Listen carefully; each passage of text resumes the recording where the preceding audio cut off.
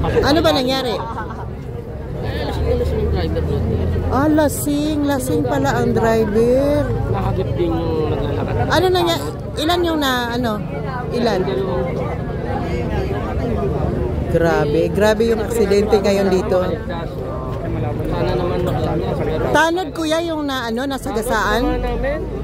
Grabe. Lasing ang nagmanehon yan. Kaya sa mga nagiinom, wag kayo nagdadrive.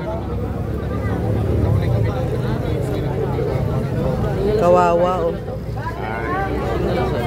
Durog na durog oh. Ayan, sobrang durog.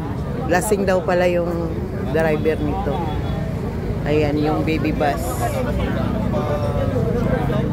Ano yun tito? Ano yun? Binangga yung baby bus? Grabe no. Kasi nakainom. Ayan, durog siya. Durog din yung point ng baby bus. Ayun. Yung nabangga nila parang 50-50 pa daw. Ganyan yung mga yung mga driver na walang pakialam sa buhay ng iba. Ayan, pulutan nyo ng aral. Diba, nakakainis. Nainis ako sa mga ganyan.